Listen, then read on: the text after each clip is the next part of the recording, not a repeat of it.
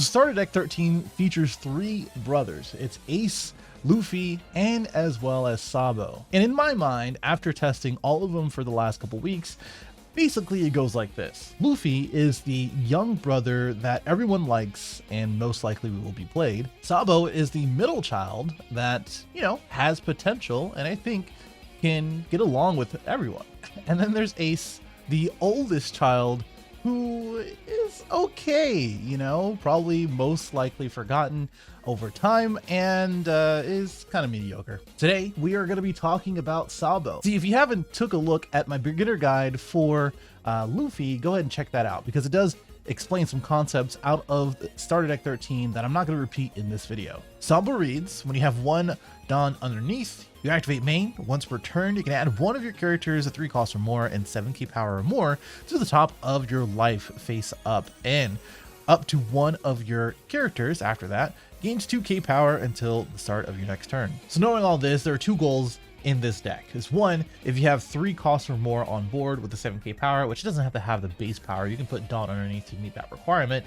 You want things that take advantage of that, along with characters that take advantage of the boost as well. And 2 of the archetypes are, of course, the stuff that is in Starter Deck 13, some of the stuff that's in Red in general, and of course, Revolution Army. And I think the only thing they really need to learn first about this leader and as well as this deck are the combos that you take advantage of knowing the leader effect. First up, we do have all of the Revolution Army stuff. And, if you played any other Revolution Army leader like Bello Belly or even Sabo, you get some of the benefits of that. For instance, Karasu is a really good reason to play all of the Revolution Army cards. He's able to minus 1000 power their leader or a character for the turn, which is a lot. You compound that with other attackers and things like that, it just gets good. And of course we have the Imperio, which can play that if this is a 7k power or more character,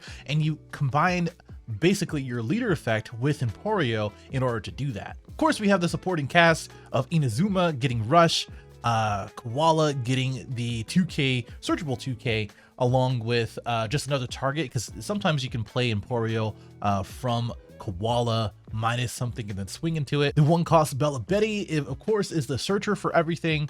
And then Lindbergh is a great option to put into your life because he has been able to play from the trigger or from his trigger. And of course, he's going to be at 7k power or more to get that 3k power or less KO effect anyway. Now, the newest addition in OPO6 is going to be the 5 cost Emporio.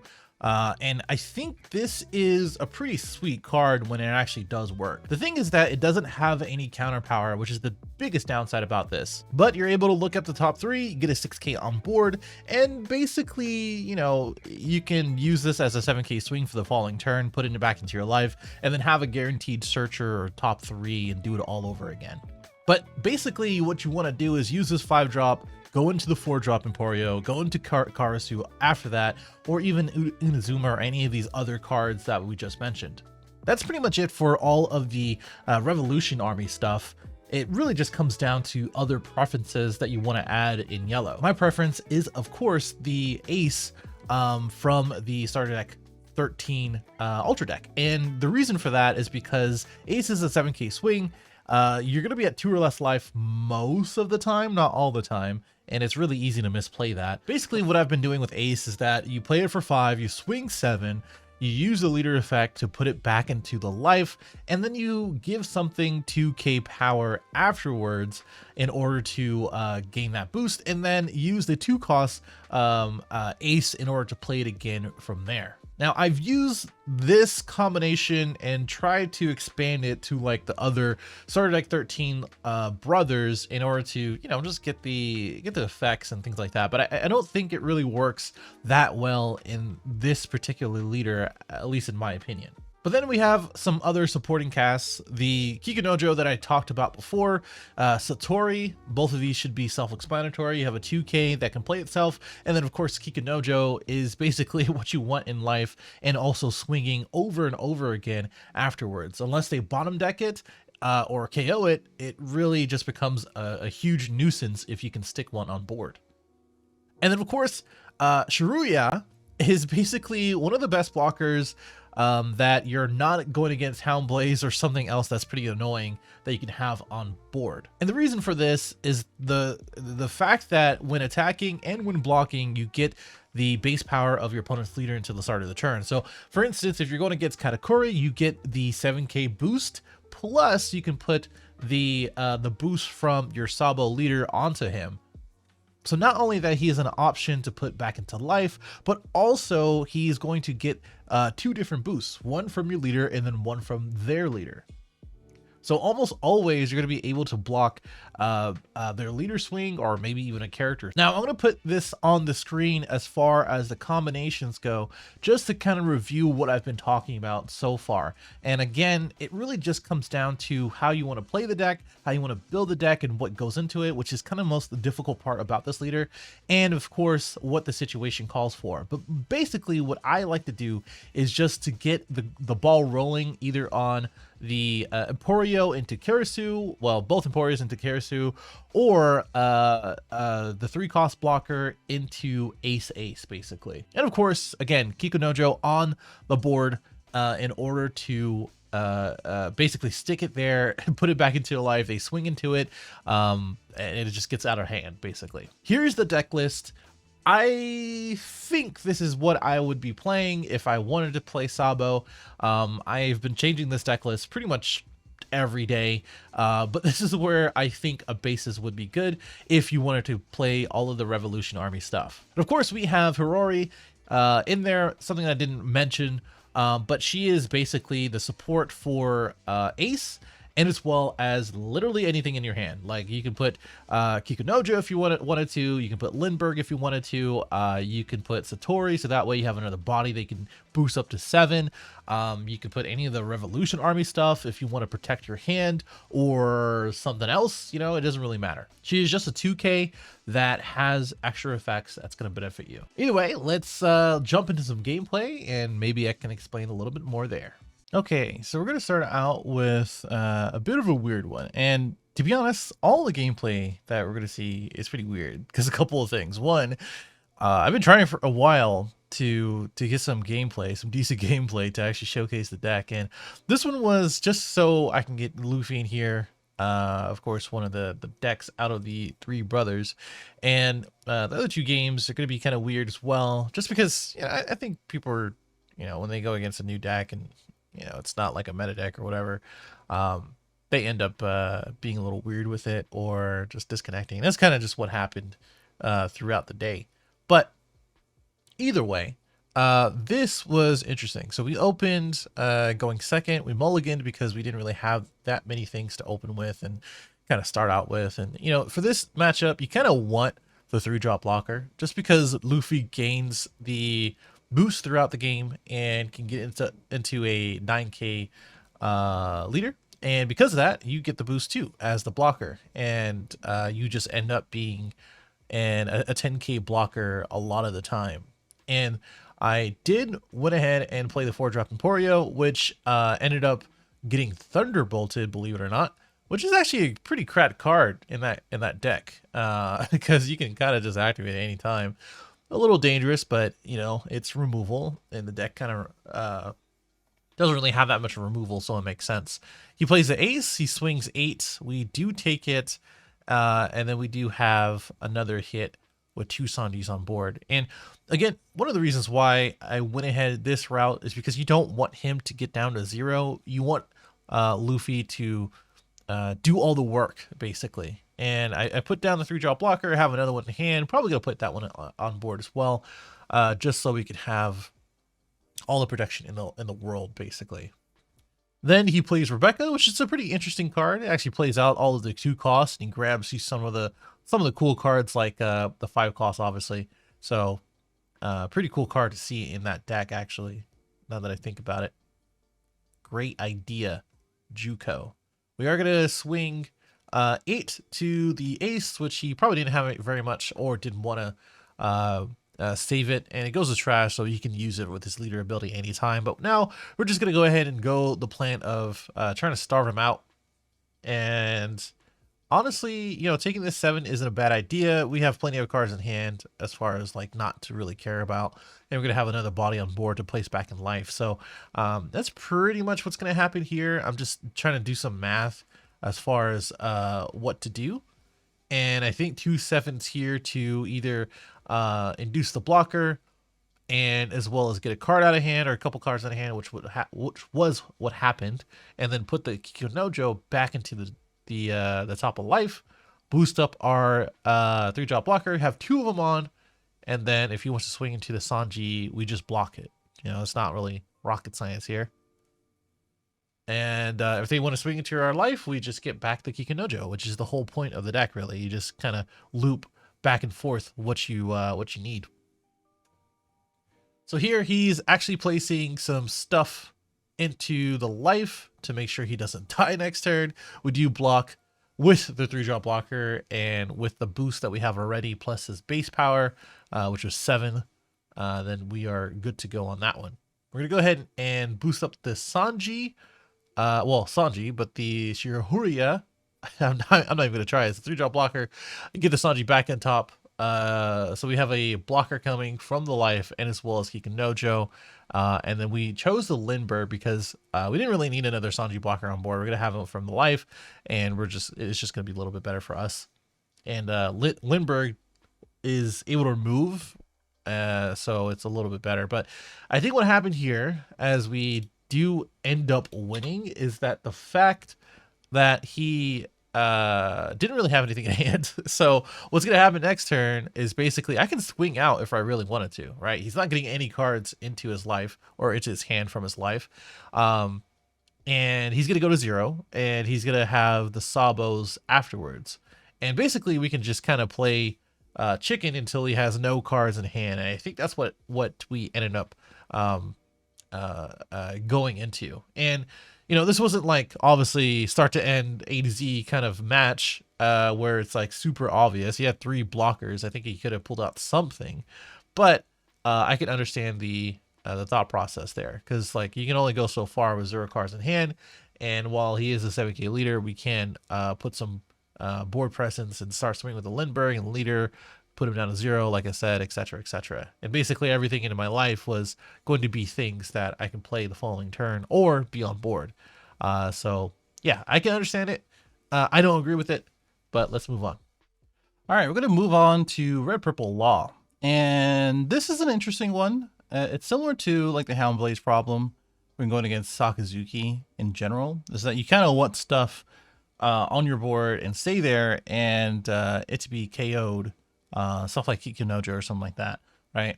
So knowing that and knowing that most of the things are probably not going to stick, there are 2 things that you have to keep watch of. Is one, you know, you can play these triggers if you really wanted to, and I pitched the Karasu instead of the ace because we were going to get down to 5. We could just kind of do back-to-back ace and sort of have that board presence. He's at 3 already, so we can play this Kikunojo, which is nice. So I was trying to decide what I want to do and what to swing with. But the other thing is also one is to protect the things by putting back into your life, so that way Law isn't bottom decking every turn. And the other thing is that the boost will help you prevent things going back to the bottom of the deck. So for instance, this one with the Raise Max minusing 3,000 to the Kikunojo, that's just gonna go, right? We have another one in hand, so that's nice. We also have the ace and also the 2-cost ace, so we can do the combo if we really wanted to. But the real thing about it is that we protect a lot of the cards by putting stuff back into the life from the field and also boosting it with our leader effect. So that way it's a lot harder for them to bottom deck things. So he plays out the Beppo, which is pretty annoying because we can't really get rid of it. Not really too much removal in this deck, so that's one thing that you kind of have to watch out for, and maybe even try to start building a little bit different as well. And I'm trying to do the Dawn math here. We can't do double ace, but we can do it. Well, we can't play 2 aces basically, but we can double ace in the way of play Kikunojo, protect it with the 2-cost. Had a cough there, sorry, and then. Or the 2K boost, and then we play out the 2-cost, play out the ace, swing again, and then kind of go from there. He pass the turn, he plays another kid, and then he concedes. So the reason why I added this one, yet again, I'm adding these two because one, I want to kind of show the combos and what you want to do in the deck and where the plays are.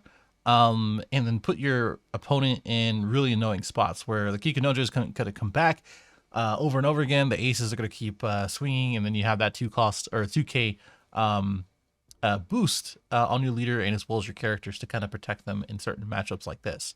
So again, sorry, it's not like the best gameplay, but I really tried. All right, let's try to have a full game with Reiju instead. This matchup is interesting too, because like you're kind of just gonna go back and forth. It's sort of a neutral matchup to me. There's things to that Reiju has to remove some of the stuff that I have, right? So like Kikunojo can be returned back to my hand, and there's gonna be a lot of things that they can kind of put on board. And if I don't have the defense for it, then it just kind of is a bummer to deal with. But let's start out with the 5K swing. We put out the 3-cost blocker. We do have 2 aces, but it doesn't even matter. We get Charlotte Puddinged, one of the most annoying cards in the right times, definitely. But we did draw the 5-cost Emporio, which I haven't showed off just yet, so that is always nice. We do get the Karasu, a little late, but that's okay. It's not like we were playing around any triggers, so I probably should have just should have played that anyway first. So now what we're doing is we have a bunch of attackers, which is nice. So Karasu kind of enables the sort of plays where we can basically boost up our Ivankov, which could have done it with the Satori as well. This is just one less Dawn to use, basically.